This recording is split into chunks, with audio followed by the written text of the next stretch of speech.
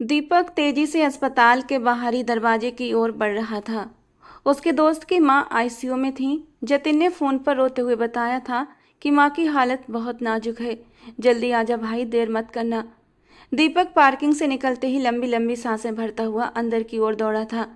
वो खुद बीमार हो तब भी अस्पताल की शक्ल न देखे, लेकिन आज दोस्त की मां के लिए उसने अपना डर कुचल डाला था। जतिन की मां का हाल पूछने के बाद जैसे ही वो राहदारी में दाखिल हुआ, उसकी नज़र सामने खड़ी शमिता जी पर पड़ी थी और उनके साथ ईशा भी थी। वो डॉक्टर के कमरे में दाखिल हो रही थी। दरवाजे पर नेम प्लेट चमक रही थी, डॉक्टर महरीन, गायनेकोलॉजिस्ट। एक पल को तो दीपक की सांसें अटक गई थीं। ईशा गायनी क्लिनिक में, वो भी आंटी जी के साथ। उसकी आंखों में जैसे नुकीले शीशे उतरने लगे थे। बेचैनी की लहर उसके सीने में उठी और वो बाहर निकलने का इरादा छोड़कर पिलर की आड़ में खड़ा हो गया। कुछ ही देर में ईशा बाहर आई थी तो उसके चेहरे का रंग उड़ा हुआ था। मम्मी, डॉक्टर नहीं मान रही, अब क्या करें? वो लगभग फुसफुसाते हुए बड़बड़ा रही थी। शमिता जी का चेहरा सख्त हो गया। क्या कहती है डॉक्टर? ईशा की आंखों में आंसू चमकने लगे। डरते हुए बोली, डॉक्टर कह रही है कि खतरा है क्योंकि 2 महीने हो चुके हैं। शमिता जी ने अपना माथा पीट लिया। तू मर क्यों नहीं जाती ईशा? तूने हमें जमाने के सामने जीने के लायक नहीं छोड़ा। ईशा का चेहरा सफ़ेद पड़ गया। उसने होठों को दांतों में दबा लिया और हाथ में पकड़ी रिपोर्ट की फाइल को उंगलियों से मसलने लगी। शमिता जी का माथा पसीने से तर था, लेकिन ईशा को घूरते हुए उनकी आंखों में सिर्फ गुस्सा था। अब कहाँ ले जाऊं तुझे? इज्जत का तमाशा निकाल दिया तूने।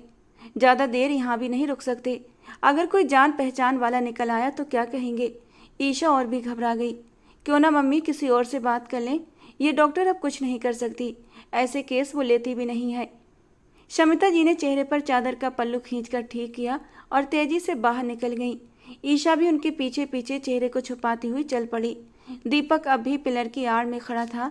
उसने फौरन सिर झुका लिया, टोपी को नीचे खिसका लिया, चेहरा छुपा लिया।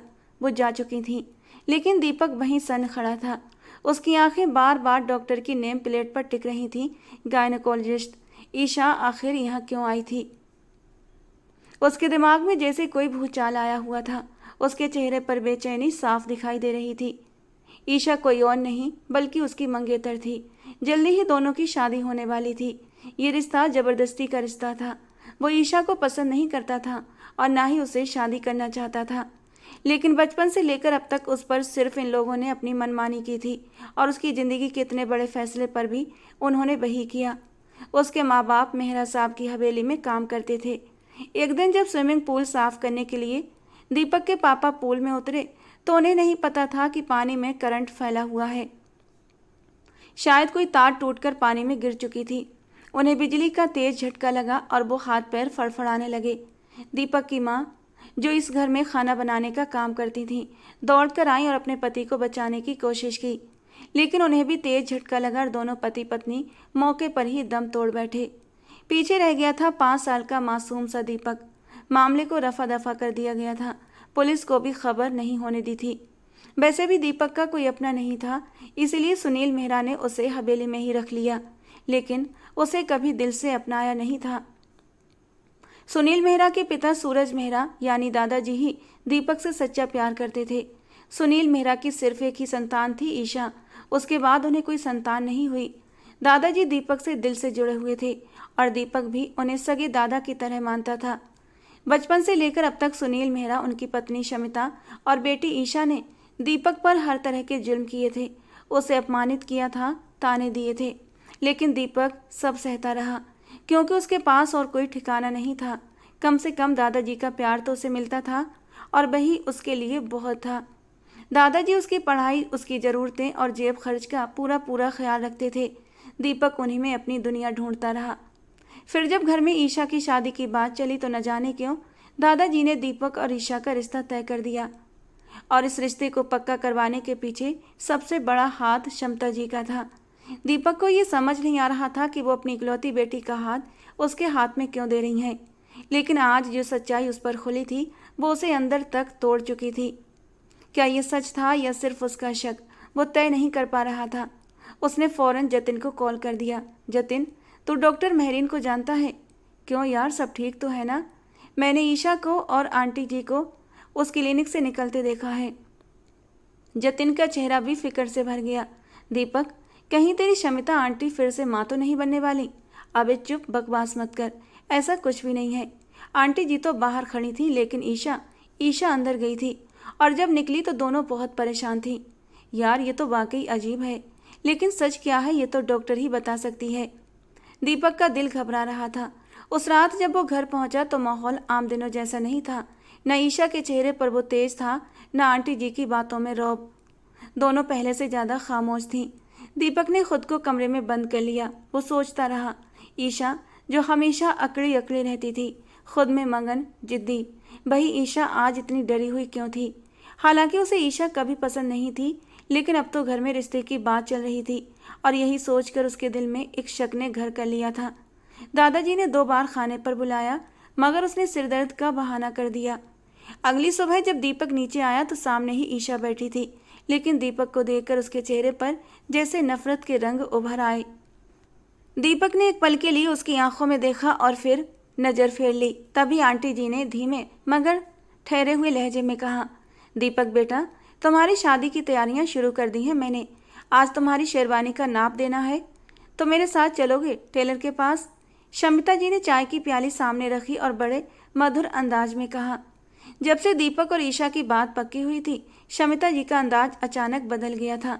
वही शमिता जी जो पहले दीपक से ना तो ढंग से बात करती थी और ना ही उसे कोई खास अहमियत देती थी। दीपक ने चुपचाप चाय का कप उठाया और उनकी आंखों में झांकते हुए पूछा, ईशा की तबीयत ठीक है?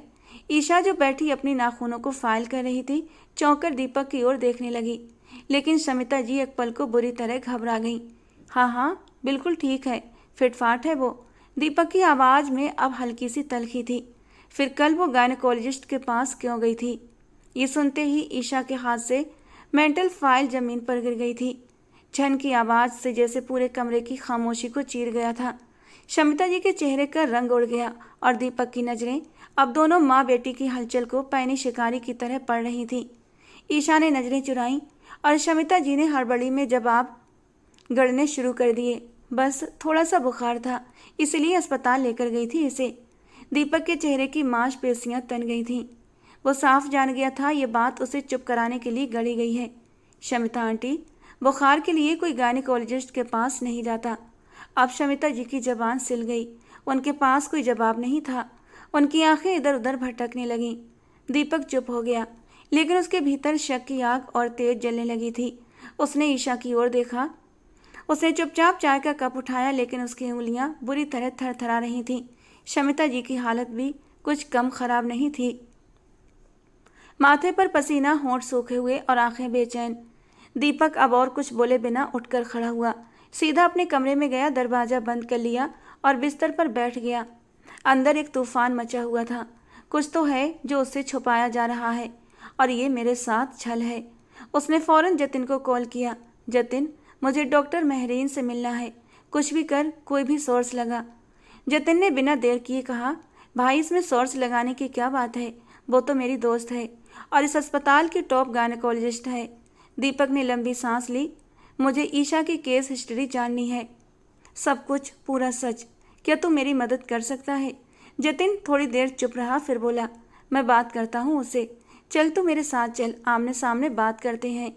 दीपक की आंखों में उम्मीद की चिंगारी चमक उठी। मैं तैयार हूँ, अभी चलते हैं। 10 मिनट बाद दोनों गाड़ी में बैठ चुके थे। अस्पताल की ओर निकल पड़े। दीपक का दिल बेतहाशा धड़क रहा था। हाथ ठंडे पड़ चुके थे। जैसे ही वो गायनेकोलॉजी विभाग में पहुंचे, सामने डॉक्टर महरीन सफ़ेद कोट पहने टी ब्रेक ले रही थीं। गरिमामय व्यक्तित्व, तेज निगाहें और आत्मविश्वास भरा लहजा। जतिन ने मुस्कुराकर उन्हें ये मेरा दोस्त दीपक है, ये आपसे एक मरीज के बारे में बात करना चाहता है। डॉक्टर महरीन ने गहरी नज़रों से दीपक की ओर देखा। उसकी आंखों में सवालों की आग थी और आवाज़ में टूटता हुआ यकीन। दीपक जानना चाहता था, क्या वो लड़की जिसे उसका जीवन जुड़ने वाला था अपने भीतर कोई राज दबाए बैठी है? डॉक्टर महरीन ने तुरंत संजीदा लहजे में कहा, जतिन, तुम जानते हो ना कि मैं किसी भी मरीज की जानकारी उसके बिना इजाज़त की नहीं दे सकती। जतिन ने गहरी सांस ली और एकदम सहजता से बोला, यार, लेकिन पति को तो जानकारी दी जा सकती है ना? डॉक्टर महरीन ने एकदम चौंक कर जतिन की ओर देखा था और फिर दीपक की तरफ देखा। दीपक हैरत से जतिन को घूरने लगा। उसे समझ नहीं आया कि जतिन ने झूठ क्यों बोला, लेकिन जतिन पूरी तसल्ली और आत्मविश्वास से दोबारा बोला, डॉक्टर, कल एक लड़की आई थी आपके पास, नाम था ईशा, यही दीपक की बीवी है। इन दोनों के बीच अभी थोड़ी अनबन चल रही है, इसीलिए उसने दीपक को कुछ नहीं बताया। लेकिन अब दीपक जानना चाहता है कहीं वो बाप तो नहीं बनने वाला। उसे शक है कि ईशा उसे कुछ बहुत बड़ा छुपा रही है। डॉक्टर मेहरीन के माथे पर अब सिलवटें गहरी हो गई थीं। उसने कुछ पल के लिए आंखें बंद की थीं और फिर गंभीर स्वर में बोली, वही तो मैं कहूँ कि वो लड़की क्यों बार बार मुझसे अपना पहला ही बच्चा गिराने की जिद कर रही थी। अब बात मेरे समझ में आई, शायद इनके बीच मामला वाकई गंभीर है, तभी तो इस प्रेगनेंसी को ख़त्म करना चाह रही थी। दीपक का चेहरा जैसे सर्द पड़ गया। डॉक्टर की जबान से निकले हर शब्द उसके लिए किसी भूचाल से कम नहीं थे। डॉक्टर मेहरीन ने बात आगे बढ़ाई, अब आप पहली फुर्सत में जाइए, अपनी पत्नी को मना कर लाइए, क्योंकि इस हालत में अगर वो अंदर ही अंदर घुटती रही तो बच्चे की सेहत पर बुरा असर पड़ेगा। उसकी प्रेगनेंसी को 2 महीने हो चुके हैं। ये सुनते ही दीपक जैसे जमीन में धंस गया। उसकी धड़कनें बेकाबू हुईं, आंखें फटी की फटी रह गईं। डॉक्टर ने एक और बात जोड़ी, देखिए, उसने मुझ पर बहुत दबाव बनाया कि मैं किसी तरह ये बच्चा गिरा दूं, लेकिन मैंने मना कर दिया। मेरी प्रैक्टिस और मेरे उसूल इस बात की इजाज़त नहीं देते। और दीपक तो बस गुमसुम सा खड़ा था। तभी जतिन ने उसका कंधा छुआ और धीरे से पूछा, दीपक चलें? दीपक ने खाली नज़रों से उसकी ओर देखा। क्या आपको यकीन है कि वो 2 महीने की प्रेग्नेंट है? डॉक्टर मेहरीन ने नज़रें झुकाकर सिर हिला दिया। मैंने खुद उसका अल्ट्रासाउंड किया है, रिपोर्ट मेरे सिस्टम में मौजूद है, आप चाहें तो देख सकते हैं, लेकिन बस कॉपी नहीं दी जा सकती। दीपक ने कुछ नहीं कहा, बस तेजी से मुड़कर कमरे से बाहर निकल गया। जतिन भी उसके पीछे चल पड़ा। दीपक दीवार से टिककर खड़ा हो गया, जैसे उसकी पूरी दुनिया उजड़ चुकी हो। जतिन ने उसका कंधा थाम कर कहा, अब क्या करोगे दीपक? तुम्हें शमिता जी और ईशा ने इस कदर छलने की कोशिश की, भगवान जाने ये बच्चा किसका है, और अब वो इसे तुम्हारे सिर मरना चाहती है ताकि शादी करके अपने गुनाह पर पर्दा डाल सके। जतिन की आवाज़ में दर्द और गुस्से की हल्की हल्की चमक थी। एक बात तो तभी समझ आ गई थी मुझे, जब तुमने इस रिश्ते का जिक्र किया था मुझसे। जिन लोगों ने सारी उम्र तुम्हें बोझ समझा, वो अचानक अपनी बेटी तुम्हें देने के लिए कैसे राजी हो सकते हैं? लेकिन उस वक्त तुम्हारा दिल दुखाना नहीं चाहता था। शुक्र है वक्त रहते सब सामने आ गया। दीपक की आंखों में अब आंसू नहीं, सिर्फ नफरत और कुछ तसल्ली थी। जतिन, मैं किसी भी हालत में ये रिश्ता नहीं करूँगा। मुझे अफसोस है यार, पर कम से कम अब सच्चाई तो सामने आ गई। दीपक ने गहरी सांस लेते हुए कहा, हाँ जतिन, आज पहली बार मुझे लग रहा है कि मैं सच में खुशकिस्मत हूँ कि शादी से पहले ही ये धोखा मेरे सामने आ गया, वरना जिंदगी भर जलता कुड़ता रहता। जतिन ने थोड़ी देर चुप रहकर कहा, लेकिन दीपक, ये इनकार तुम्हारे लिए आसान नहीं होगा। जानता हूँ, पर अब जो होगा वो देखा जाएगा। दीपक की आवाज़ थकी हुई थी। दोनों अस्पताल से बाहर निकले तो सूरज ढलने लगा था। दीपक का हर कदम भारी हो रहा था, जैसे शरीर चल नहीं रहा, सिर्फ घसीट रहा है। जब वो घर पहुंचा तो नौकर ने दरवाज़ा खोला, लेकिन दीपक पहली बार बिना कुछ बोले चुपचाप भीतर चला गया। जैसे ही उसने आंगन में कदम रखा, भीतर कोई जोरदार भूचाल सा उठ रहा था। दीपक को अचानक वो समय याद आ गया जब उसे सुनील मेहरा के हाथों बेरहमी से मार खानी पड़ती थी और शमिता जी नफरत से उसे धक्के देकर बाहर निकाल दिया करती थीं। स्कूल से आने के बाद पूरी दोपहरी वो बाहर गार्डन की सफाई किया करता था। जब तक काम पूरा नहीं हो जाता, उसे पानी भी पीने को नहीं मिलता था। ईशा की आंखों में भरी नफरत और तिरस्कार का हर पल उसके सामने घूमने लगा था, जैसे कोई राक्षस उसकी आत्मा को घेर रहा हो। लेकिन फिर दादाजी के हाथों हमेशा उसे प्यार मिला था, अपनापन मिला था। वो अपने दिल के जख्म छुपाए लॉन्ज में दाखिल हुआ, जहां दादाजी सोफे पर बैठे अखबार पढ़ रहे थे। शमिता जी और ईशा ने जैसे ही उसे देखा, उनके चेहरे पर एक झूठी मुस्कान तैर गई। आओ आओ दीपक, इधर बैठो, शमिता जी ने फौरन खड़े होकर कहा। दीपक चुपचाप दादाजी के पास जाकर बैठ गया। दादाजी उसे देखते ही खुशी से भर उठे। बेटा, आ गए तुम? सुना है आज अस्पताल गए थे। कैसी है जतिन की माँ? दीपक ने हल्का सा मुस्कुराकर छोटा सा जवाब दिया, अब बेहतर है। दादाजी एक बार फिर गहरी सांस लेकर बोले, कुछ खाया पिया या खाली पेट हो? दीपक ने इसका जवाब नहीं दिया, बस गहरी सांस लेकर बोला, मुझे एक ज़रूरी बात करनी है आप लोगों से। इस गंभीर लहजे ने सभी को चौंका दिया। ईशा ने एक नज़र दीपक पर डाली, फिर झट से नज़रें चुरा लीं। दीपक ने ईशा की तरफ देखा और सीधे पूछा, क्या तुम खुद बताओगी या मुझे बताना पड़ेगा? क्या बात है दीपक, ये तुम क्या कह रहे हो? शमिता जी ने चौंकते हुए पूछा। दीपक ने सीधे तौर पर कहा, ईशा माँ बनने वाली है। दीपक की ये बात जैसे बम की आवाज़ बनकर कमरे में गूंज उठी थी। हर तरफ सन्नाटा छा गया। दादाजी के हाथ से छड़ी गिर गई और शमिता जी का चेहरा सफ़ेद पड़ गया। ईशा के होंठ थरथराने लगे। वो कुछ बोलना चाहती थी लेकिन शब्द नहीं निकले। शमिता जी खुद को संभाल नहीं पा रही थीं। चिल्लाते हुए बोली, ये झूठ है। जतिन ने तुरंत फौरन कहा, मैं खुद गायनेकोलॉजिस्ट से मिला हूँ और रिपोर्ट देखी है मैंने। डॉक्टर ने मुझे सब कुछ बताया है। शमिता जी ने हड़बड़ी में कहा, दीपक तुम गलत समझ रहे हो। ईशा बीमार है, कुछ गलतफहमी हो गई है तुम्हें। क्या बीमारी है उसे? मैं अच्छे से जानता हूँ। आपकी बेटी ईशा अपनी सारी हदें पार कर चुकी है। यहाँ तक कि वो प्रेग्नेंट हो चुकी है और अब बच्चा गिराने की नौबत आ गई है। दीपक ने कड़वी सच्चाई बोली। ईशा ने आंखें बंद कर लीं। उसका चेहरा शर्म से लाल हो गया था, लेकिन उसकी जुबान एकदम सिल गई थी। दादाजी ने गुस्से से कहा, दीपक तुम हमारे खानदान के नाम को कलंकित नहीं कर सकते।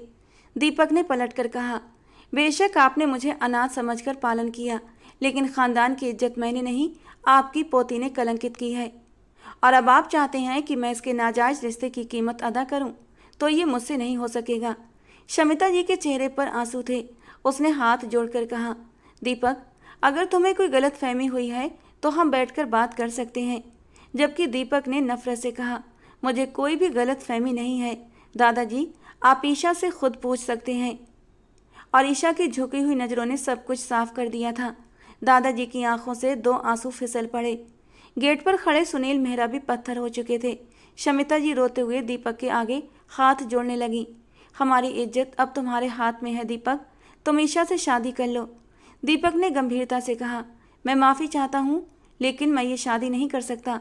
खुद को संभालते सुनील मेहरा आगे बढ़े थे और एक हाथ जोर से टेबल पर मारते हुए बोले, तुम ये विवाह नहीं रोक सकते दीपक। हमने सबको बुला लिया है, कार्ड छप चुके हैं। अब तुम क्या करोगे? दीपक ने कठोर स्वर में कहा, अब आप लोग खुद ही इस मामले को संभालें, क्योंकि मैं ये घर छोड़कर जा रहा हूँ। दादाजी की आंखों में आंसू थे। बेटा मत जाओ, ये घर तुम्हारा है। दीपक ने रुकते हुए कहा, नहीं दादाजी, यहाँ रहकर मैं रोज़ मरता रहूँगा। अब मैं इस घर में नहीं रह सकता। ईशा आंखें बंद करके अपना चेहरा छुपाने लगी और शमिता जी जमीन पर बैठकर रोने लगीं। दीपक ने बिना कोई और शब्द कहे घर छोड़ने का फैसला कर लिया। वो बाहर निकला तो खुद को आज़ाद महसूस करने लगा, लेकिन दिमाग में खालीपन और दिल में एक भारी बोझ था। बाहर हवाएं तेज चल रही थीं और बादल आकाश को घेर रहे थे। वो सड़क पर चलता जा रहा था। तभी अचानक ईशा की कॉल आई। उसने फ़ोन काट दिया, लेकिन कॉल्स का सिलसिला लगातार जारी रहा। कभी सुनील मेहरा की, कभी समिता जी की और कभी ईशा की। दीपक ने महसूस किया कि उसका दिल चाह रहा था वो अपना फ़ोन उठाकर फेंक दे और तोड़ दे। तभी जतिन का फ़ोन आया, जिसे दीपक ने फ़ौरन पिक कर लिया। दीपक तू जहाँ भी है फ़ौरन घर पहुँच, तेरे दादाजी को हार्ट अटैक आया है। दीपक की धड़कनें एकदम तेज हुई थीं। क्या कहा? दादाजी को हार्ट अटैक? वो बुरी तरह बौखला गया। उसके कदम जैसे वहीं पर रुक गए थे। आंखों के सामने दादाजी का चेहरा घूमने लगा था और वो अपने मन में सोचने लगा, दादाजी ने मुझे कितना रोका था, लेकिन मैं नहीं रुका।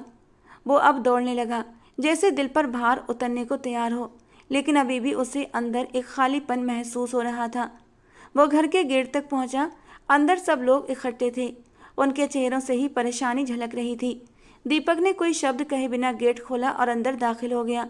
उसे लगा जैसे सब कुछ धुंधला हो रहा है और उसकी ज़िंदगी अब उसी दोहराए पर आकर खड़ी हुई जहाँ से वो पीछे नहीं जा सकता था। दीपक भागता हुआ दादाजी के कमरे की ओर दौड़ा। कमरे में दाखिल होते ही उसकी नज़र बिस्तर पर लेटे दादाजी पर पड़ी थी। वो ऑक्सीजन मास्क लगाए हुए थे। एक नर्स सामने खड़ी थी और डॉक्टर दवाइयाँ लिख रहा था। दीपक हाँफते हुए उनके करीब पहुंचा था। दादाजी, दादाजी। दादाजी ने आंखें खोलने की कोशिश की। कांपते हुए लबों से बोले, दीपक तू आ गया? मैं आ गया दादाजी, देखिए मैं आ गया। दीपक ने उनके हाथ थाम लिए। दादाजी की आंखें भर आईं। उन्होंने धीमे स्वर में कहा, बेटा बस एक आखिरी बात मान ले मेरी। ईशा से शादी कर ले, हमारी इज्जत का मान रख ले। दीपक जैसे किसी गहरी खाई में गिरा था। दादाजी की कांपती आवाज, कमजोर हाथों की भीख और उन आंखों की विनती, सब कुछ उसकी रूह को झकझोर गया। दादाजी ने आगे कहा, बेटा भले हमें मत देखो, लेकिन ये मत भूलो तेरे माँ बाप के जाने के बाद हमने तुझे अपनी जान से बढ़कर पाला है, कभी किसी चीज़ की कमी नहीं आने दी। आज अगर तू इनकार करेगा तो ये ख़ानदान किसी को मुंह दिखाने के लायक नहीं रहेगा। दीपक ने नज़रें झुका लीं, होंठ कांपने लगे। अगर आपको मेरे हाँ कहने से सुकून मिलेगा तो मैं तैयार हूँ दादाजी। दादाजी के होंठों पर हल्की सी मुस्कान आई। भगवान तुझे खुश रखे, अब मेरी रूह को सुकून मिलेगा। दीपक ने दादाजी का हाथ चूमा। कमरे में मौजूद हर आंख नम थी। डॉक्टर ने दादाजी का बीपी चेक किया और कहा, अब खतरे की कोई बात नहीं है, लेकिन इन्हें पूरी तरह आराम की ज़रूरत है। कोई टेंशन वाली बात ना की जाए। दीपक बाहर निकला तो सामने ही शमिता जी और ईशा खड़ी थीं। शमिता जी की आंखों में संतोष और कृतज्ञता थी। बेटा तुमने बड़प्पन दिखाया है, हमारा मान रख लिया। लेकिन ईशा की आंखों में एक तूफान था। वो नीचे देख रही थी, उसका चेहरा लाल हो चुका था। दीपक ने एक बार भी उसकी तरफ नहीं देखा। वो सीधे अपने कमरे की ओर चला गया। दरवाज़ा बंद करते ही वो जमीन पर बैठता चला गया। आंखें हल्के से बंद की, लेकिन आंसू बह रहे थे। दूसरी ओर ईशा अपने कमरे में गई और दरवाज़ा जोर से बंद कर लिया। आईने के सामने खड़ी होकर खुद से बड़बड़ाई, ये कैसे हो गया? वो इतनी जल्दी क्यों मान गया? उसने दीवार पर जोर से हाथ मारा। मैंने तो कभी नहीं चाहा था उसे, अब सारी जिंदगी उसी के साथ बितानी पड़ेगी। ईशा के भीतर आग सुलग रही थी। उसे लग रहा था जैसे उसकी दुनिया, उसका नियंत्रण, सब कुछ छिन चुका है। उसी रात शमिता जी दीपक के कमरे में आई। बेटा कल शाम को ही शादी रखी गई है, पापा जी की हालत और इंतजार नहीं करने दे रही। दीपक ने चुपचाप सिर हिला दिया था। अगले ही दिन दोनों का बेहद सादगी से विवाह हो गया था। शमिता जी ने ऊपर का हिस्सा उनके लिए सेट करवा दिया था। ईशा विदा होकर वहीं चली गई। आज दीपक की सुहागरात थी, लेकिन उसका दिल नहीं कर रहा था कि वो कमरे में जाए जहां उसकी दुल्हन उसका इंतजार कर रही थी। लेकिन परिवार की लाज रखने के लिए वो दिल पर पत्थर रखकर उस ओर बढ़ा था। जैसे ही वो राहदारी में दाखिल हुआ, शमिता जी के कमरे के पास से गुजरते हुए भीतर से ईशा की आवाज़ सुनाई दी, अगर वो मेरे कमरे में आया तो मैं खुदकुशी कर लूँगी, बहुत हो चुका ये ड्रामा। दीपक के कदम अब एकदम से रुक चुके थे। दिल एकदम जोर जोर से धड़कने लगा था। दरवाज़ा थोड़ा सा खुला हुआ था, आवाज़ें साफ आ रही थीं। ईशा ये कैसी बातें कर रही हो तुम? तुम्हारा विवाह हुआ है, वो अब तुम्हारा पति है। शमिता जी की घबराहट साफ झलक रही थी। तो क्या करूं मैं? नहीं मानती मैं इस रिश्ते को, और ना कभी दिल में दीपक था और ना कभी होगा। दीपक की सांसें बंद होने लगीं, जैसे जमीन उसके नीचे से सरक रही हो। अब क्या चाहती हो तुम? सब कुछ तो हो चुका है, और मत भूलो कि तुम एक नाजायज बच्चे की माँ बनने वाली हो। मम्मी, ना मैं इस बात को भूली हूँ और न भूलना चाहती हूँ, लेकिन एक बात आप भी कान खोलकर सुन लें, मुझे समीर चाहिए। हम दोनों का रिश्ता अभी भी कायम है। जैसे उसके घर वाले मानेंगे हम शादी कर लेंगे। ईशा, तूने तो हमें बर्बाद कर दिया। ये मुसीबत क्यों हमारे सिर पर लेकर आई? मुसीबत नहीं माँ, मोहब्बत है ये। मैं सिर्फ समीर से प्यार करती हूँ और उसी से शादी करूँगी। तुझे पता भी है तू 2 महीने की प्रेग्नेंट है। अगर समीर ने तुझे अभी तक नहीं अपनाया तो बाद में क्या अपनाएगा? और बच्चा हो गया तो क्या? 9 महीने होते होते तो पेट भी बाहर आने लगेगा। क्या छुपा पाएगी अपना पेट? लोग क्या कहेंगे? मुझे किसी की परवाह नहीं, मुझे सिर्फ समीर चाहिए। दीपक की आंखें फटी की फटी रह गईं। वो चुपचाप उल्टे कदमों से पीछे हटने लगा। खानदान की इज्जत बचाने के लिए उसने उस लड़की को किस कदर दर्द से गुजरकर अपनाया था, ये वही जानता था। इसके बावजूद भी वो उसके लिए दिल में इतनी नफरत और तिरस्कार रखती थी। अब भी अपने आशिक के गुण गा रही थी। वो अब आंखों देखी मक्खी नहीं निगल सकता था। दरवाजे तक पहुंचा ही था कि तभी एक आवाज़ आई, दीपक, इस वक्त कहाँ जा रहे हो? सामने ही दादाजी खड़े थे। दीपक ठिठक गया। कुछ पल तक वो बस खामोश खड़ा रहा, जैसे नींद से जागा हो। आंखें झुका लीं, हाथ पैर कांप उठे और दिल पूरी तरह से टूट चुका था। दीपक ने धीरे से सिर उठाया तो उसकी आंखों में नमी तैर रही थी। दादाजी, मैं अब इस घर में और ज़्यादा नहीं रह सकता, मेरा दम घुट रहा है यहाँ पर। दादाजी ने हैरान नज़रों से उसकी ओर देखा था और फिर एक कदम आगे बढ़ाया। उनकी आंखों में गुस्सा भी था, दुख भी और अफसोस भी। उनका लहजा सख्त हो गया। दीपक, तुमने वादा किया था, तुमने कहा था ये रिश्ता निभाओगे। दीपक की पलकें कांप उठीं, उसकी आवाज़ भीग गई। जानता हूँ दादाजी, लेकिन मेरी हिम्मत अब टूट चुकी है। मैं इसे और नहीं झेल सकता। एक ऐसी लड़की जिसने पहली रात ही मुझे ठुकरा दिया। मैं उसका पति कहलाने के काबिल नहीं, और वो मेरी पत्नी बनने के लायक नहीं। दादाजी के चेहरे की झुर्रियां और भी गहरी हो गईं। उन्होंने जैसे हाथ बढ़ाया कि दीपक को रोक लें, लेकिन दीपक तेजी से दरवाजे की ओर बढ़ा और बाहर निकल गया। नौकर भी कुछ कहने के लिए आगे बढ़ा था, लेकिन दीपक ने उसकी तरफ भी नहीं देखा। गेट खोला और गाड़ी में बैठते ही स्टीयरिंग को कसकर पकड़ लिया। इंजन स्टार्ट होते ही गाड़ी शहर की रोशनियों को पीछे छोड़ती हुई एक अनजाने सफर की ओर निकल पड़ी। आसमान पर बादल छाए हुए थे, सड़कें सुनसान थीं और हर चीज जैसे उदास थी, जैसे पूरी कायनात भी उसके दर्द में शामिल हो गई हो। दीपक को गाड़ी चलाते 1 घंटे से ऊपर हो चुका था। अब वो हाईवे पर पहुंच चुका था। दूर दूर तक कोई रोशनी नहीं थी, सिर्फ उसकी गाड़ी की हेडलाइट्स उस सुनसान अंधेरे को चीर रही थी। उसके दिमाग में बार बार ईशा की कड़कती हुई आवाज़ गूंज रही थी। अचानक उसने स्टीयरिंग पर जोर से मुक्का मारा था। उसकी आंखों से आंसू छलक गए। वो रो नहीं रहा था, बस भीतर ही भीतर फट रहा था। कितना झूठ है समाज में, वो धीरे से बुदबुदाया। हर बार कहा जाता है कि लड़कियां मजबूर होती हैं, लेकिन कोई ये क्यों नहीं देखता कि लड़के भी मजबूरी की जंजीरों में जकड़े होते हैं, अपनी मर्जी से जी भी नहीं सकते। वो खुद से पूछ रहा था, आखिर मैंने ये शादी ही क्यों की? सिर्फ और सिर्फ सबकी खुशी के लिए ना। लेकिन ये सब करके मुझे क्या मिला? और तभी एक झटका लगा था उसे। उसने तुरंत जोर से ब्रेक लगाए। गाड़ी एक झटके से रुकी थी। दिल उछलकर हलक में आया था। एक बेहद खूबसूरत लड़की सड़क के बीचों बीच खड़ी हाथ हिला रही थी। उसके दोनों हाथ हवा में थे, बाल बिखरे हुए, चेहरा मिट्टी से सना और आंखें डर से भरी हुई थीं। दीपक की गाड़ी रुकते ही वो उसकी तरफ दौड़ी थी। उसके कपड़े जगह जगह से फटे हुए थे। इससे पहले कि वो गाड़ी के करीब आती, दीपक गुस्से से तमतमाता हुआ बाहर निकल आया। माथे पर बल गहरे हो गए। वो तेज कदमों से आगे बढ़ा और चिल्लाया, पागल हो गई हो क्या? सड़क के बीच में खड़ी हो, जान देनी है क्या? लड़की के कदम लड़खड़ा गए। वो बुरी तरह हाँफते हुए बोली, प्लीज मुझे बचा लो, वो लोग मुझे ले जाएंगे। कौन लोग और तुम हो कौन? सड़क के बीच में क्या कर रही हो? दीपक की बात सुनकर लड़की की आंखें डर से फैल गईं। कांपते होठों से वो कुछ कहने की कोशिश कर रही थी, लेकिन दीपक को कुछ समझ नहीं आ रहा था। वो एकदम से घबरा गया। लड़की रोते हुए बोली, वो मेरे पीछे हैं। अगर उन्होंने मुझे पकड़ लिया तो मैं मर जाऊंगी।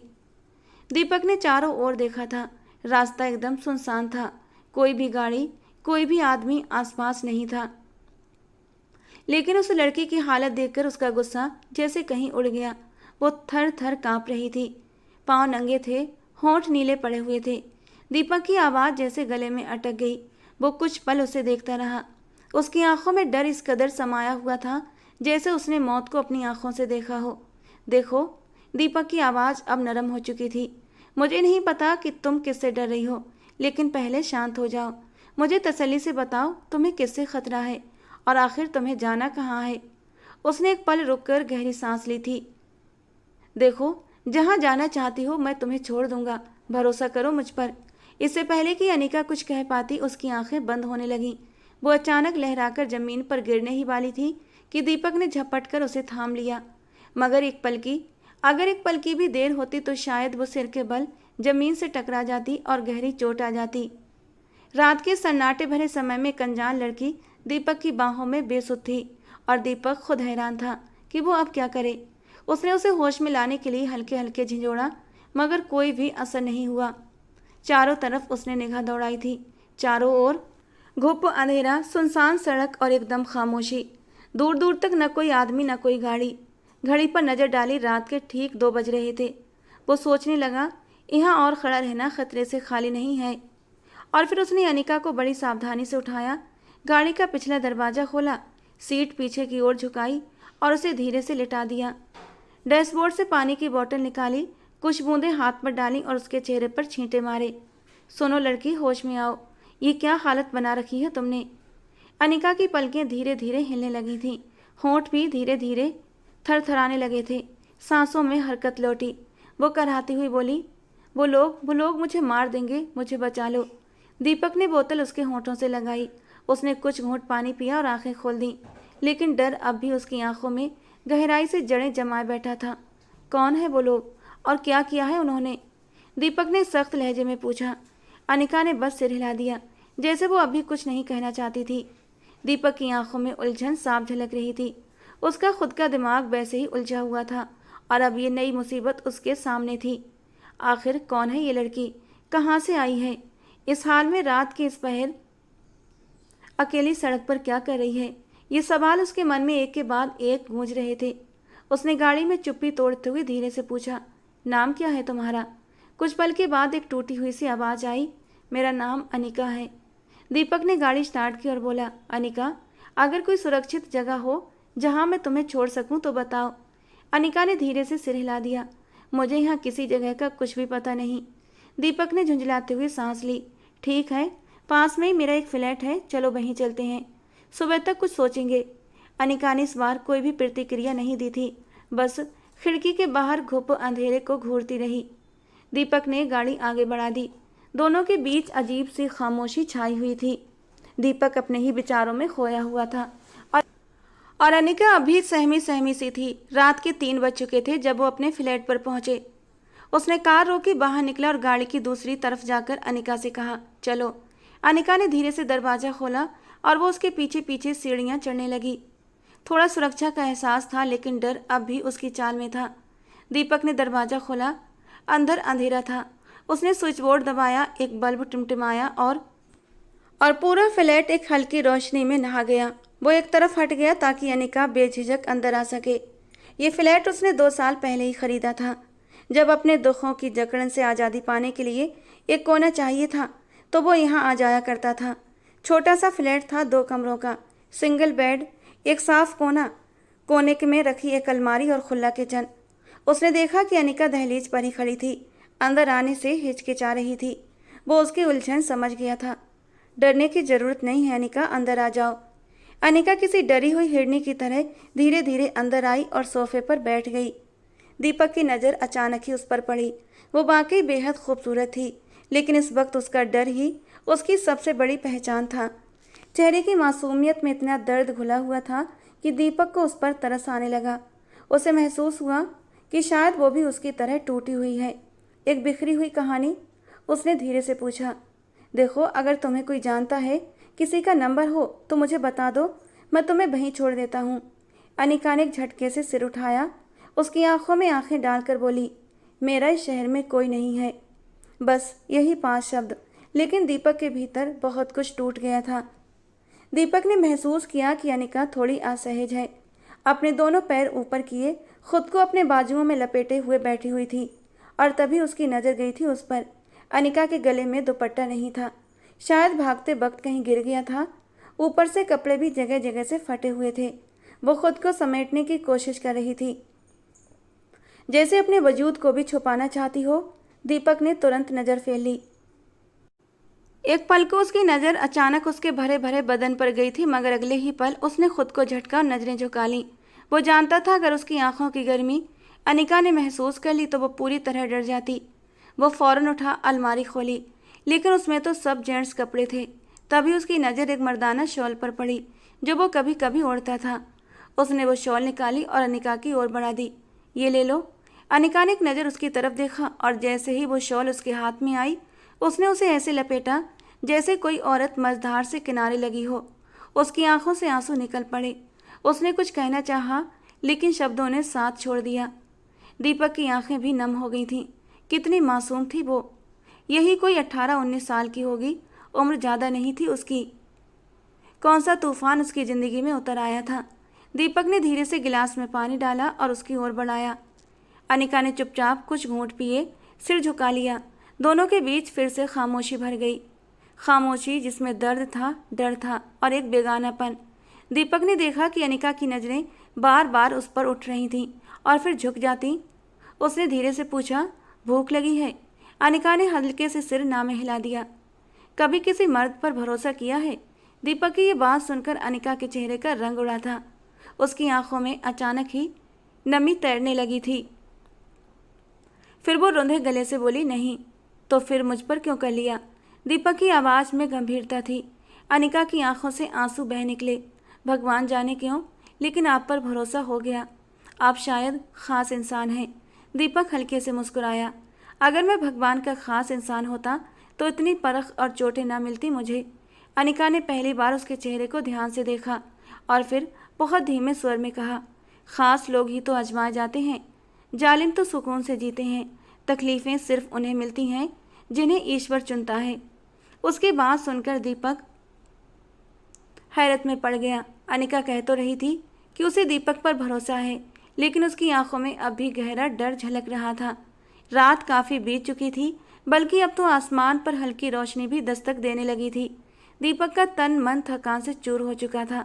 वो धीरे से उठा, क्योंकि अब वो और ज़्यादा उसे अपनी तरफ से यकीन नहीं दिला सकता था। उसने एक तकिया और एक कंबल उठाया और उसकी ओर बढ़ाते हुए कहा, तुम बेड पर जाकर आराम करो, मैं दूसरे कमरे में चला जाता हूँ।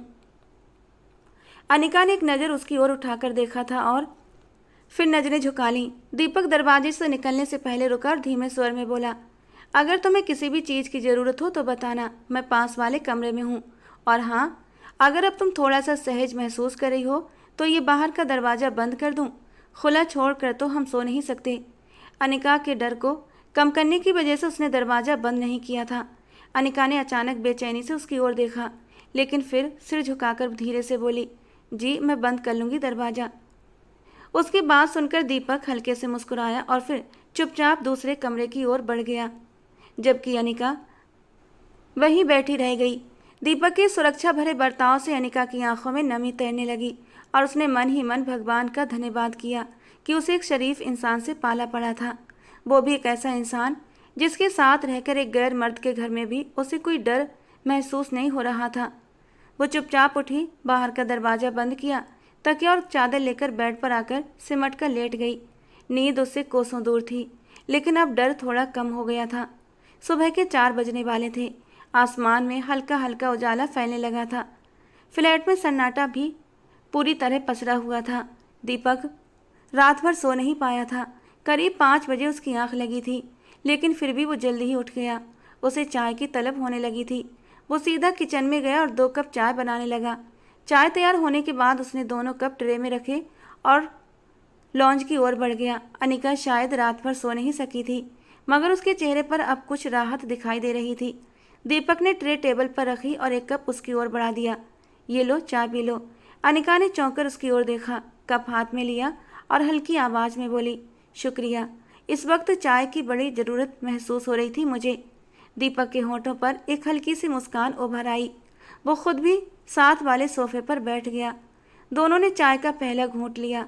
कुछ पल के लिए चुप्पी छाई रही, जिसे दीपक ने तोड़ते हुए कहा, अब लग रहा है कि तुम थोड़ी थोड़ी रिलैक्स हो गई हो। अनिका ने धीरे से सिर हिलाया, जी अब थोड़ा ठीक लग रहा है। तो फिर खुलकर बताओ, क्या हुआ है तुम्हारे साथ? दिल का बोझ हल्का कर लो। दीपक की बात सुनकर अनिका ने नज़रें उठाईं, फिर पलकों को झुका लिया। धीमे स्वर में बोली, मेरे मम्मी पापा बचपन में ही एक एक्सीडेंट में चल बसे थे। फिर मुझे मेरी चाची के घर भेज दिया गया। चाची का व्यवहार मेरे साथ अच्छा नहीं था। शुरू में तो फिर भी सब ठीक था, लेकिन धीरे धीरे चाची का रवैया बदलता चला गया। काम कराना, ताने मारना, डांटना, सब बर्दाश्त किया मैंने, कभी शिकायत नहीं की। पर फिर उन्होंने मेरी शादी का फैसला एक ऐसे आदमी से कर दिया जो मेरे चाचा से भी 10 साल बड़ा था, लेकिन वो अमीर था और मेरे चाचा को एक मोटी रकम ऑफर कर रहा था। मेरे चाचा ने तो जैसे मेरी बोली लगा दी थी। अनिका की आंखों में आंसू भर आए थे। दीपक का हाथ चाय के कप पर कस गया। फिर उसने बेचैनी से पूछा, आगे क्या हुआ? मैं रोई, गिड़गिड़ाई, हाथ जोड़े, मगर मेरी किसी ने नहीं सुनी। कल रात ज़बरदस्ती मेरी शादी होने वाली थी, तो मैंने हिम्मत की और वहाँ से भाग निकली, लेकिन उन्हें मेरे भागने का पता चल गया और फिर वो मेरे पीछे पड़ गए। अब अनिका का चेहरा थक चुका था। दोनों हथेलियों से उसने अपना मुंह छुपा लिया। काश मेरे माँ बाप जिंदा होते तो ये दिन देखने को न मिलते। वो मुझे कभी बिकने नहीं देते। दीपक की आंखें नम हो गईं। कुछ देर तक वो बस उसे देखता रहा, फिर धीरे से बोला, अनिका, तुम्हारी कहानी सुनकर ऐसा लग रहा है जैसे तुम मेरी ही कहानी सुना रही हो।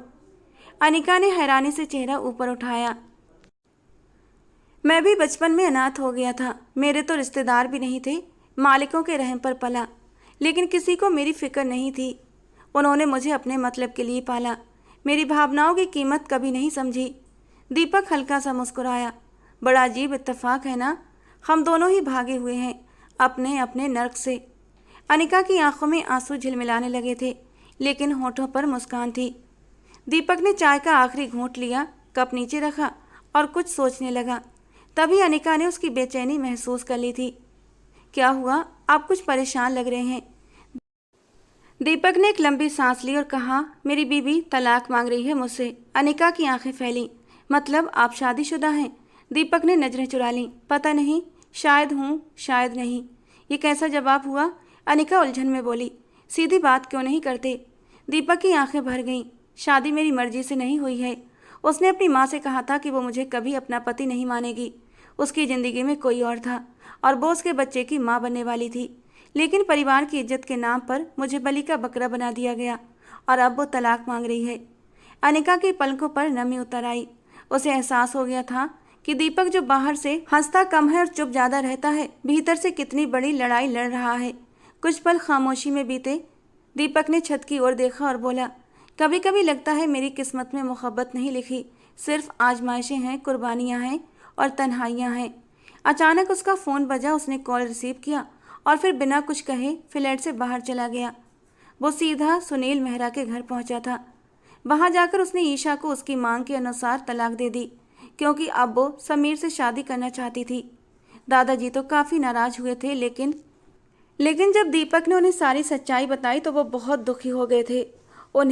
उन्होंने उसे सीने से लगाकर कहा, बेटा, मुझे नहीं पता था कि मैं तुझे कहाँ धकेल रहा हूँ।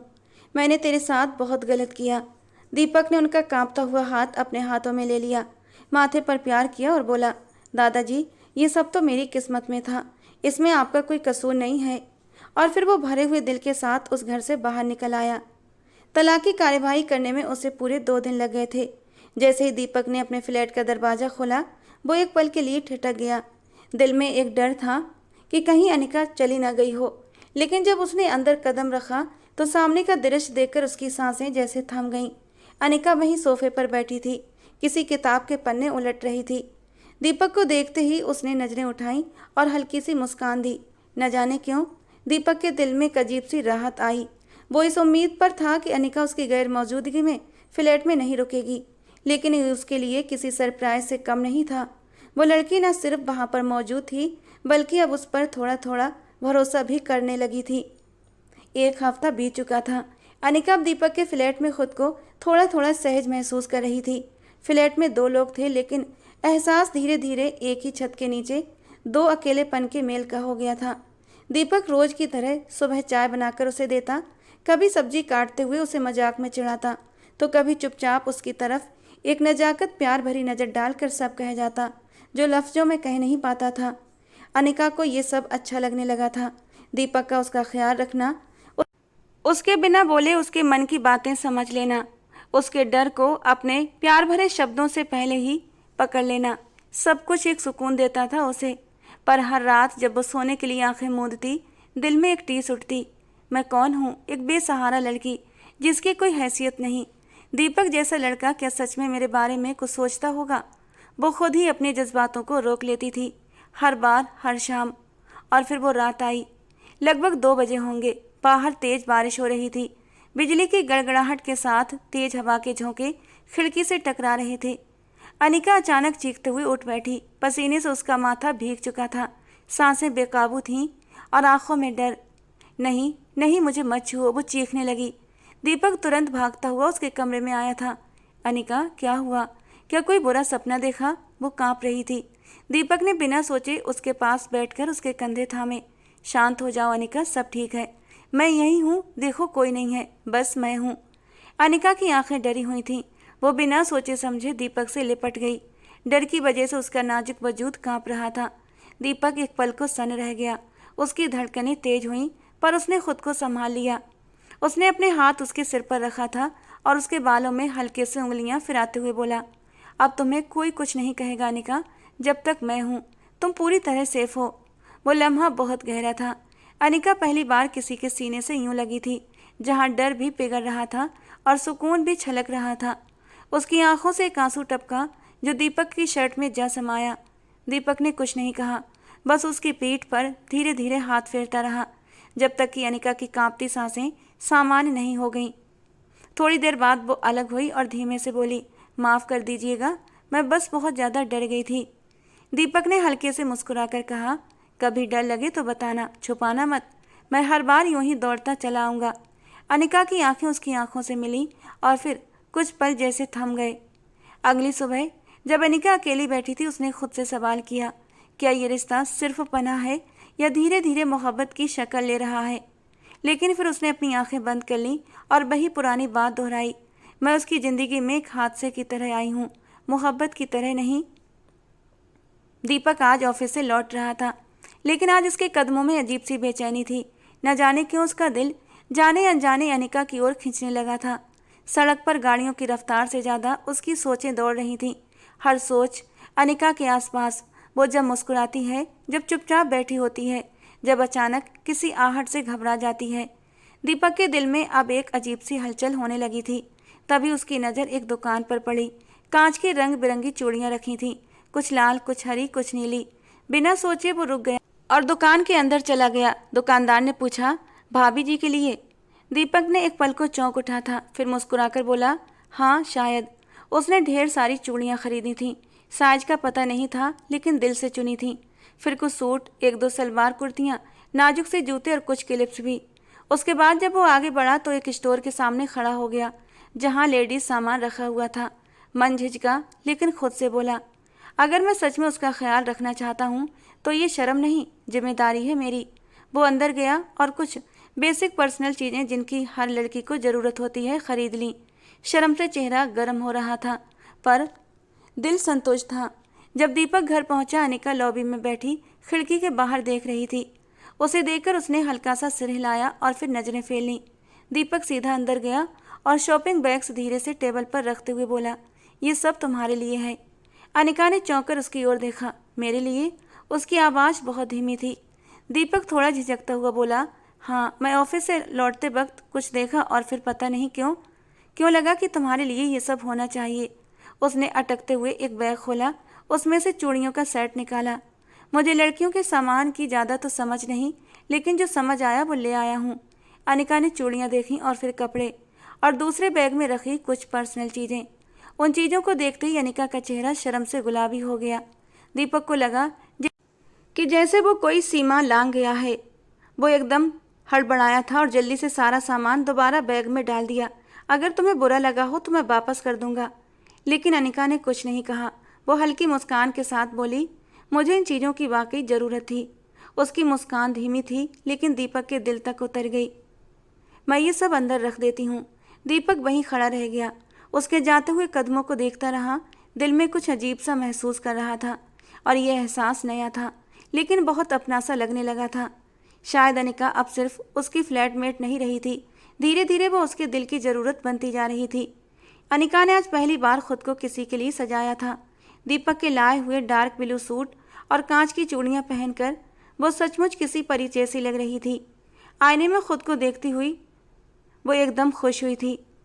उसे यकीन नहीं आया कि ये वही अनिका है। वो धीरे से मुस्कुरा दी, लेकिन तभी एक मुश्किल खड़ी हो गई थी। कुर्ते की पिछली डोरियां उसकी पहुंच से बाहर थीं। वो बार बार हाथ पीछे ले जाकर उन्हें बांधने की कोशिश कर रही थी, लेकिन हो नहीं पा रहा था। वो थोड़ा सा खींच गई कि तभी कमरे का दरवाज़ा हल्के से खुला और दीपक अंदर दाखिल हो गया। अंदर आते ही उसकी नज़र अनिका पर पड़ी।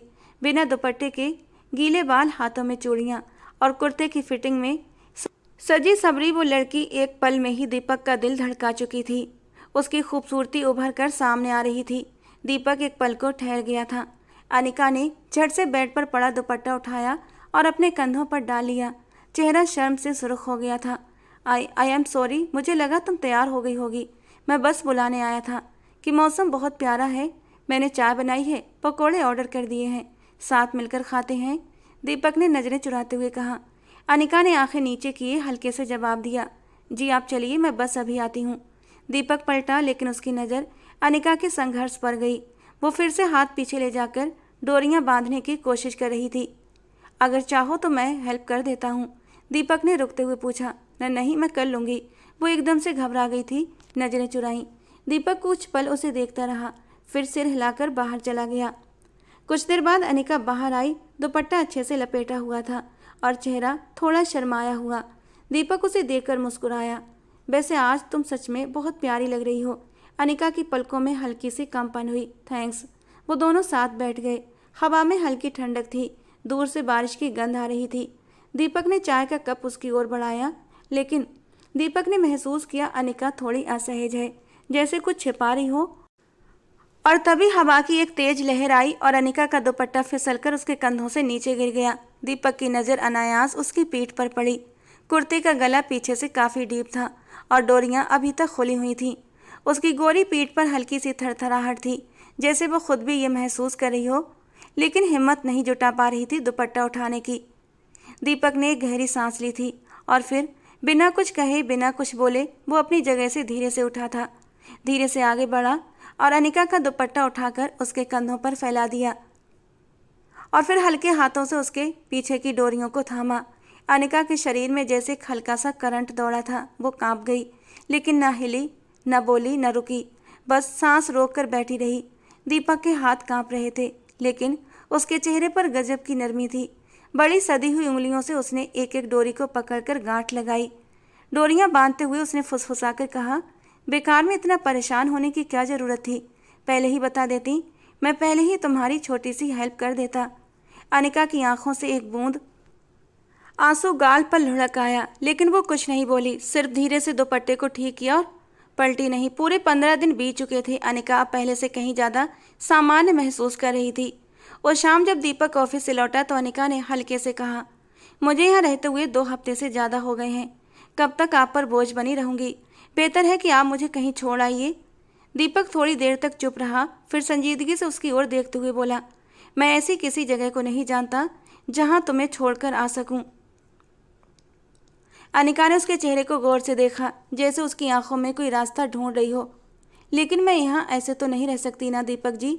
अगर कभी आपके घर वाले आ गए या पड़ोस में किसी ने पूछ लिया तो हम क्या जवाब देंगे? दीपक के होंठों पर एक हल्की सी मुस्कान आई।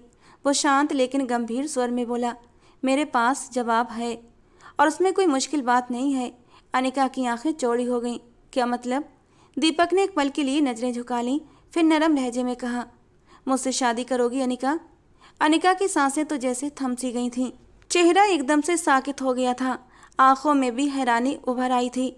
दिल में बुरी तरह उथल पुथल होने लगी थी। क्या ये मुमकिन है? उसके लरजते होंठों से बस यही निकला था। दीपक के चेहरे पर हल्की सी मुस्कान तैर गई। क्यों मुमकिन नहीं अनिका?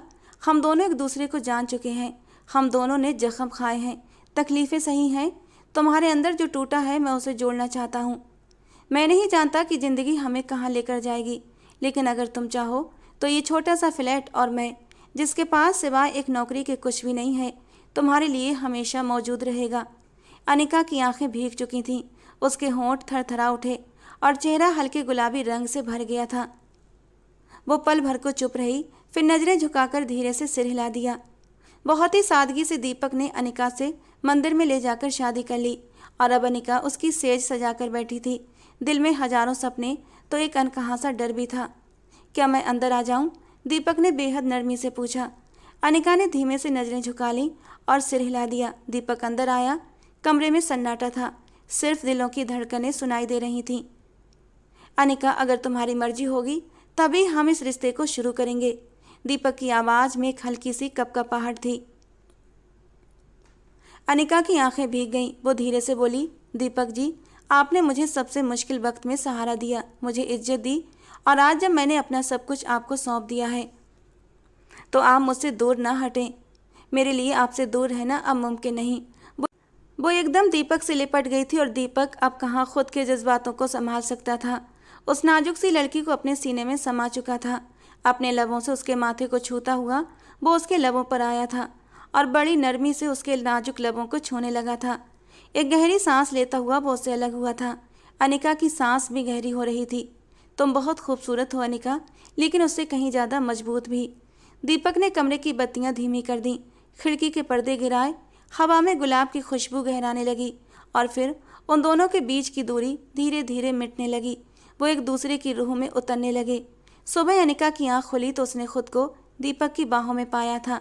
हल्के से मुस्कुराते हुए वो दोबारा अपना सिर उसके कंधे पर रखकर एक हाथ उसके सीने पर रखते हुए उससे और भी लिपट गई। आज उसके मन में न कोई डर था और न कोई संकोच। वो दोनों अब एक मजबूत और पवित्र रिश्ते में बंध चुके थे। हल्का सा चेहरा उठाकर वो दीपक के चेहरे को निहारने लगी। ये प्यारा सा चेहरा अब उसका था। वो जी भरकर पूरे अधिकार से उसे देख सकती थी। न जाने उसके मन में क्या आया कि उसने अपने होठों से दीपक के गाल को छू लिया। उस नरम एहसास पर दीपक की आंख खुल गई थी। हल्के से मुस्कुराते हुए उसने अनिका को अपनी बाहों में भींच लिया। लगता है मेरी जान का अभी तक मन नहीं भरा है। कोई बात नहीं, अब तो हम बस एक दूसरे के लिए ही हैं। तुम कहो तो मैं दोबारा से तुम्हें सेटिस्फाई। वो अपनी बात अधूरी छोड़ गया था और अनिका के गाल उसकी शरारत पर शर्म से लाल हो गए थे। वो उसे हल्का सा धक्का देते हुए उसकी बाहों से निकलने लगी। आप बहुत गंदे हैं, पूरी रात मुझे सोने नहीं दिया और अब फिर से। जबकि दीपक ने हंसते हुए उसे दोबारा अपने सीने से लगा लिया था। ये एक जिंदगी से भरा कहा था जो आज पहली बार उसके होठों से निकला था। न उसके जीवन में अब कोई गम था न कोई दुख। वो धीरे धीरे अनिका के नाजुक वजूद में फिर से खोने लगा। अनिका ने थोड़ा बहुत विरोध किया, लेकिन दीपक की शरारतें उसके वजूद पर हावी होने लगी थीं और फिर वो दीपक की छुअन में मदहोश होने लगी। उसने चुपचाप एक बार फिर खुद को दीपक के हवाले कर दिया। इस बार दीपक को ज़्यादा मेहनत नहीं करनी पड़ी, क्योंकि अनिका सिर्फ दीपक की वार शर्ट में थी। धीरे धीरे वो शर्ट के बटन खोलते हुए उसकी नरम धड़कनों पर झुक गया था। एक बार फिर कमरे में हल्की हल्की सरगोशियाँ और मीठी मीठी सिसकियाँ गूंजने लगी थीं। दीपक और अनिका की शादी को कुछ महीने बीत चुके थे। उनकी जिंदगी सादगी में लिपटी हुई खुशियों से भरी हुई थी। दीपक हर सुबह अपनी बाहों में सोई हुई अनिका को देखते हुए सोचता, कभी सोचा नहीं था कि जिंदगी इतनी खूबसूरत हो सकती है। फिर एक सुबह अनिका ने बड़ी मासूमियत से एक रिपोर्ट दीपक के सामने रखी थी और सिर झुकाकर धीमे से कहा, मैं माँ बनने वाली हूँ। दीपक का दिल जैसे किसी मासूम ताजगी से भर गया था। उसे खुद पर, जिंदगी पर और उस भगवान पर यकीन हो चला था जो देर से देता है मगर बहुत देता है। उसने तुरंत तय किया हमें दादाजी से आशीर्वाद लेना चाहिए। वहाँ जाकर उसे पता चला कि उस पर जुल्म करने वालों पर भगवान ने अपनी लाठी तोड़ दी थी। अंकल जी का बिजनेस डूबने लगा था। शमिता जी अब बीमार रहने लगी थीं क्योंकि ईशा की पूरी जिंदगी बर्बाद हो गई थी।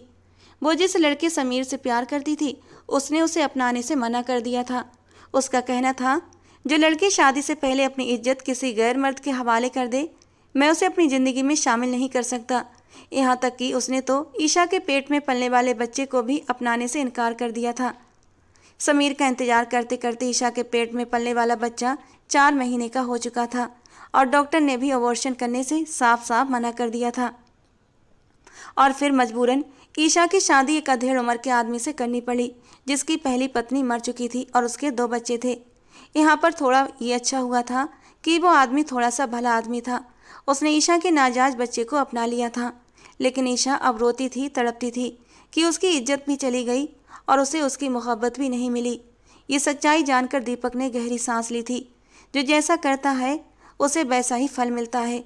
शमिता जी ने और अंकल जी ने उससे माफ़ी मांगी थी, जिन्होंने बचपन से लेकर अब तक सिर्फ और सिर्फ उसका इस्तेमाल किया था और उसने उन लोगों को दिल से माफ़ कर दिया था। दादाजी ने कहा था कि तुम अनिका को लेकर यहीं आ जाओ और यहीं रहो सबके साथ, लेकिन अब उसका दिल नहीं करता था इस घर में आने का। वो अपनी अनिका के साथ उसी छोटे से फ्लैट में खुश था। वो अनिका के साथ वापस लौट आया था। उसने प्यार से अपनी बीवी की ओर देखा था, जिसे इतनी खूबसूरत प्यार करने वाली पत्नी मिली थी। सच कहते हैं, अगर आप चरित्रवान हैं तो आपको लाइफ पार्टनर भी चरित्रवान ही मिलेगा। और उसकी अनिका बहुत मासूम थी, चांद की उजली चांदनी की तरह एकदम साफ, सूरज की पहली किरण की तरह एकदम पवित्र और अनछुई। उसे अनिका पर बेहद प्यार आया था और उसने उसे खींचकर अपने सीने से लगा लिया। अगर उस रात अनिका उससे न टकराई होती तो शायद वो ईशा के साथ तड़प तड़प कर अंदर ही अंदर घुट घुट कर जिंदगी गुजार रहा होता। लेकिन उसकी किस्मत में खुशियाँ थीं और उसे उसके हिस्से की खुशियाँ मिल गई थीं। तो दोस्तों, आज की हमारी ये कहानी आपको कैसी लगी कमेंट बॉक्स में ज़रूर बताना। पसंद आई हो तो प्लीज़ लाइक करना। रोज़ एक नई कहानी के लिए हमारे चैनल को भी सब्सक्राइब करना। मिलते हैं दोस्तों अगली किसी नई और रोमांटिक कहानी के साथ।